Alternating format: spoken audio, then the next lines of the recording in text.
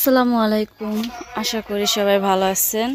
আলহামদুলিল্লাহ আমরাও ভালো আছি সবাই। তো প্রতিদিনের মতো রান্না করতে আসছি। হয়তো রান্নাটা এক জিনিস, কিন্তু কাজ কিন্তু আলাদা আলাদা। প্রতিদিন এক কাজ হয় না।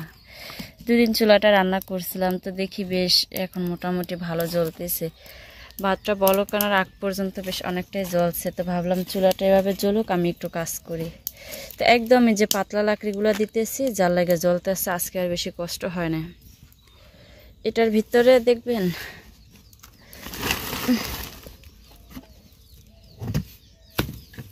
এই যে দেখেন, একটা মুরগি কিনে আনছি, 600 টাকা নিয়েছে এই মুরগিটা। 600 টাকা নিয়ে তো এখন আবার চাল দিলাম, খাইল না। একদম হালকা, মনে হয় না যে বুড়া মুরগি। এটার গায়ে 1 পোয়া ওজন আছে। তো চালগুলো সব মানুষের মুরগিতে টোকাইয়া খাইয়ে যেতেছিল, তো এই জন্য আবার ঢাইকে রাখছি। অনেক কাজ করে আসছি সামনে থেকে, যদিও আপনাদের সাথে কিছু দেখায় না। অনেক লাকড়িগুলো ছিল যেগুলো জমা করা ছিল, চুলা বানানোর পরে চুলায় রান্না করব। এগুলো হচ্ছে গিয়ে টোকাই রাইখা দিছিলাম। আমার ফুফাতো ভাইয়ের বাড়ির থেকে আনছিলাম টোকাই যে 2 চুলা যে সময় বসায় দিব দুপাহা চুলায়, ওই সময় হচ্ছে গিয়ে রান্নাটা করলে বাইল দিয়ে যদি একদিন আগে চুলা জ্বালাই তাহলে সহজ হবে। তো এই জন্য এগুলো জমায়ে রাখছিলাম। আজকে বের করছি সব। এখন চুলা জ্বালাইয়া চুলাটারে গরম করি, কালকে থেকে রান্না করা যাবে।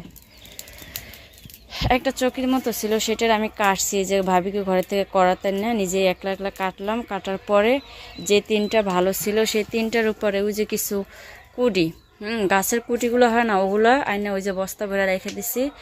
আবার আমাকে ওই যে হাতনাগরের দরজার সামনে দিয়ে চুলার পারে একটু ঝাড়ু দিয়ে যে কটা পাতা বের হইতো ওগুলো রাইখা দিতাম। ওইখান থেকে প্রায় 2 বস্তার মতো হয়েছে। তো এখন এইখান থেকে লাকড়িগুলা গুছাইয়া সুন্দরভাবে সেট করে রাখছি, যাতে ওই চুলা জ্বালানোর সময় কষ্ট না হয় এই জন্য। আর সুকেজের ভিতরে কিছু কাঁচের জিনিস বসছি। সাফওয়ান ঘুমাই গেছে, ফ্যান ছেড়ে দিছি। সামনের সাইডটা পরিষ্কার করছি।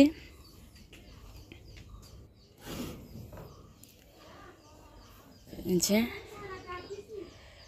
আর ওই যে মুরগি খুব 2টা হচ্ছে আমার ছোট চালের, হেডটা পরিষ্কার করবো না। আমার সাইডটা আমি করে আসছি।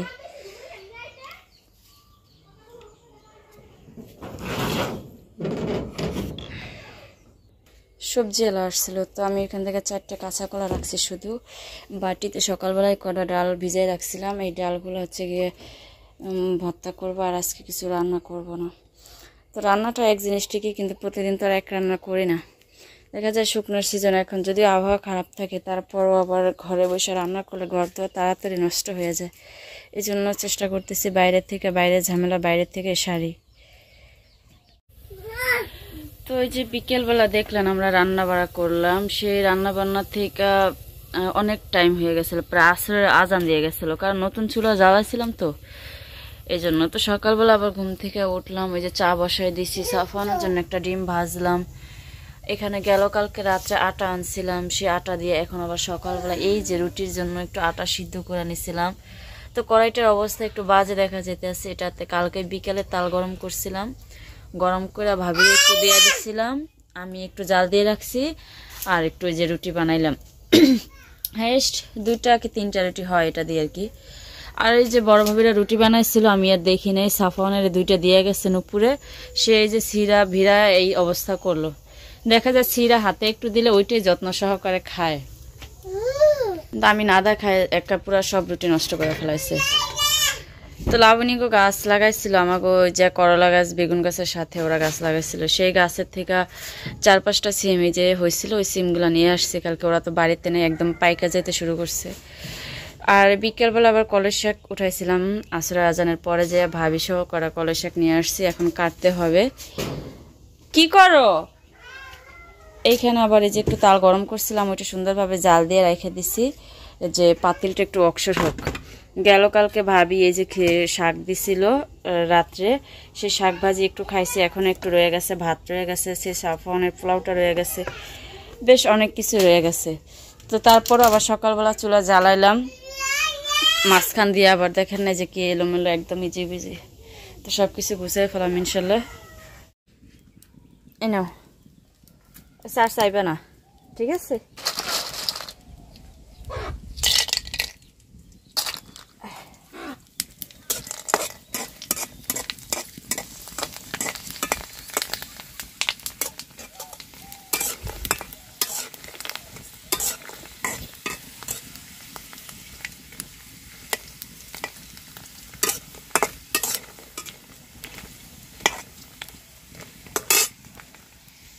পড়লে আম্মু উঠাইতে পারবো না, দাঁড়া বেশি পড়ে না। দুপুরে রান্না বসাইছি, এখন সাফওয়ান শুধু চিনি খেতেছে চেয়ারে বসে বসে। আর একবার করে বাজে, সরি দিলে চিনি দিতে লইছি।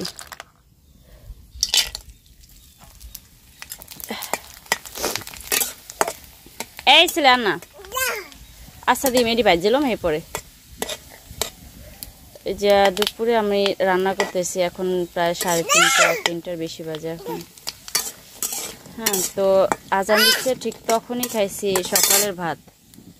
চেয়ারে বসে বসে শুধু চিনি খাইতে আছে আমার পচা পোলা। কি দিব তোমারে? কি দিম? কি পড়ছে চিনি? হয়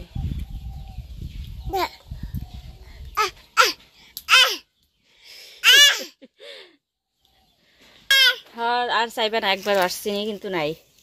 তো দুদিন একটু রান্না করতে কষ্ট হয়েছে, এখন আর বেশি কষ্ট হয় না। চুলা জ্বালানোর সাথে সাথে চিপস ভাজলাম, ভাজে এখন ভাত বসাই দিছি। তো এই চিপসগুলো অনেক আগে, সে কম হলো 4-5 মাস হয়েছে, রোদে দিয়ে রাখছিলাম দেখে ভালো ছিল, আর বেশ অনেকটা বড় বড় হয়েছে কিন্তু ফুললে। এই যে অবশ্যই আরও বেশি তেল দিলে আরও বেশি ফুলে, তো আমার অত বেশি প্রয়োজন নেই। মাছ ছিল অনেকটা খাইতাম, এই লেগে ভাজলাম কটা চিপস।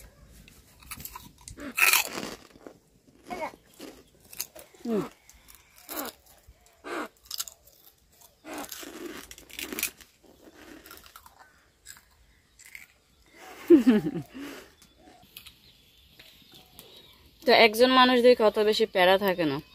আজানের কালা সকালে ভাত খেলাম, এখন ওই যে রাত আবার সন্ধ্যাবেলা যদি কটা খাই রান্না করে, তাহলে রাত্রে দরকারও নেই। সকালবেলা চুলা লেপছিলাম, চুলা 4-5টা গোবর দিচ্ছিলাম, কিন্তু ওই যে বাতাসে পাতার অবস্থা। আর আমার একটা মুরগি দেখবেন, মুরগিটা যে এত অলস, আর খাইতে গেলেও ব্যথা লাগে। গেল কই রে, ওই যে পায়ের রশি বেঁধে খাইতে দিছি। ওই যে দেখেন কতটি ভাত দিছি বাটিতে, ওই উপরে প্লেটে চাল দিছিলাম, তো খায় না। এই চুলাটাও লেপছিলাম সকালবেলা, তাওয়াটাও লেপে রেখে দিছি। যে যেহেতু 2 দিন রুটি খাবো, 1 কেজি আটা আনছি, তো এই জন্য লেপে রেখে দিছি। তুমি চাবাইতে পারো না? মুখে ব্যথা? সাফওয়ান তোমার হাতের ব্যথাটা যেন কই? এই যে দেখেন সাফওয়ানের হাতের কি অবস্থা, আল্লাহ মাফ করো। এই যে এটা উল্টো চামড়া।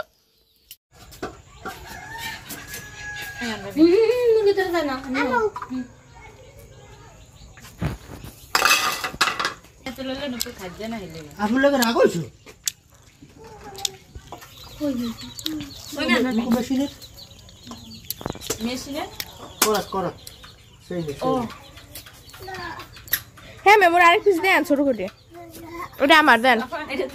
দেখছো দেন, গেঞ্জিকাল দিয়ে দিও। মরিচ লাগাই দেবে।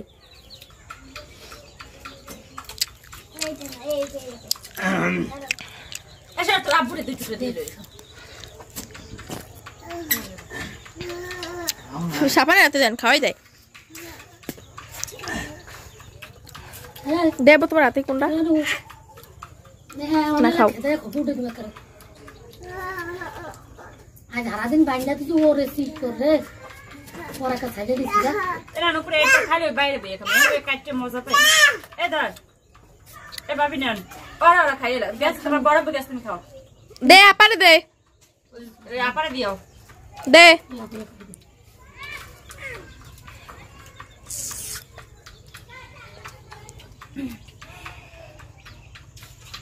আর কাট নু খাইবে আর খাই। হাই হাই হ্যাঁ খামু, মুইও তো 1 পিস খাইছি। তো এক পিস নে অকাল দিবে দি তোর মা হাতে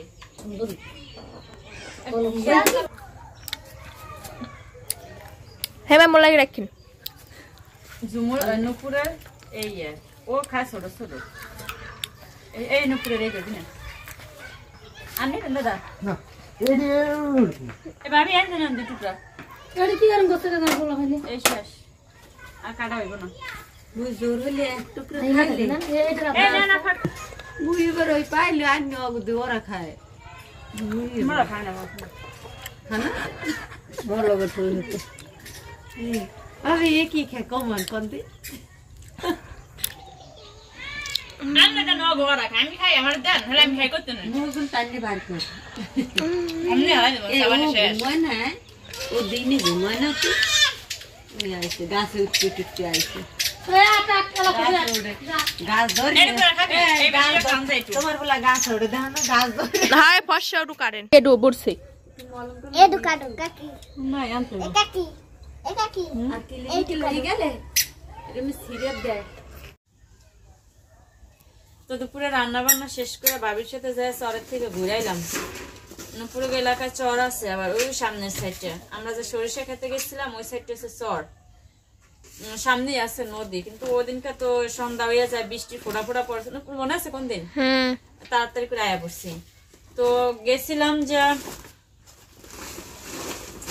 এই শাকগুলো ভালো করে ধুইতে হইবে বাঁচতে হইবে মাশাআল্লাহ অনেকগুলো তুলছি না পুরি ও নিচে আবার কয়েকটা আগ্রা আছে এটির অন্যান্য দেশে কি কয় আমরা জানি না আমাগো দেশে কই এগুলোরে আগ্রা হ্যাঁ আগ্রা আঞ্চলিক ভাষা এটা জানি না এটার শুদ্ধ ভাষা কোনটা আমি জানি না শিওর আর সাথে আছে কয়েকটা বোত্তা শাক তো আমরা যেটা কইতে আসছিলাম গেছিলাম কই ভাবি চলেন যাই একটু করে আগ্রা নিয়ে সবাই আইনা খায় আমরা চিনিও না বা বাইরে থেকে বাইরেও না খাইতেও পারি না তো কয় তাহলে চল তো ঘুরছি অনেক পাইনি না পাওয়ার পরে পাইছি মাত্র 4 টাকা এরপর কই তাহলে আমার মামি শাশুড়িরা কলা শাক তুলে খাইবো নিজে বই খাত তো কই মামি করা শাক নিমু মামি কয় নেই পরে আবার কলা শাক নিলাম এগুলো এমনি তো সুন্দর করে বাঁচতে গো ফুল হয়ে গেছে শাক এখন কলা শাকে ফুল হয়ে গেছে তারপর বাঁচছে আবার ধুইতে হবে মাটি মুটি থাকতে পারে ভুট্টা শাকে মাটি আছে এই যে অনেকগুলো শাক এনে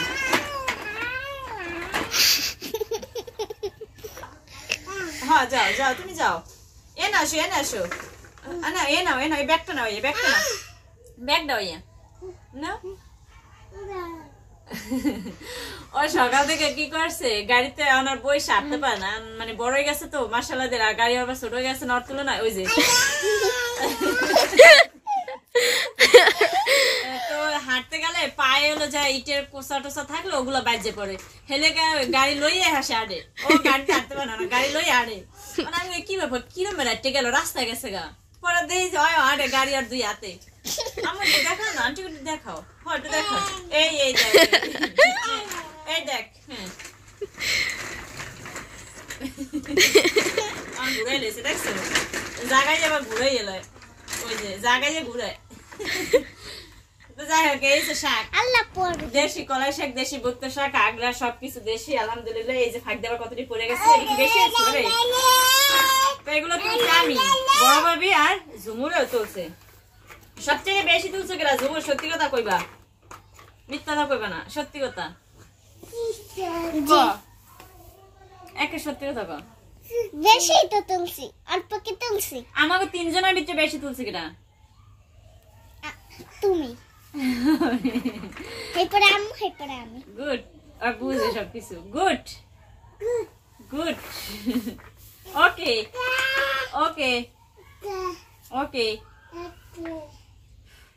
আচ্ছা যাই হোক রানলাম বাড়লাম দুজন মানুষ চিন্তা নাই ভাবনা নাই খালি ঘুরি ফিরি আর রান্দি খাই উঠতে গেলা এই হচ্ছে আমাকে দুই মাফলার কাম একলা সংসারে থাকলে এই একটা শান্তি আর খাইতে গেলে অশান্তি একলা খাইতে মনছে না ও নুপুরি ঝুমুরি শাক তুলে দিছিল না আজকে বাজি করছি নিয়ে খাইছে মনে করে নিস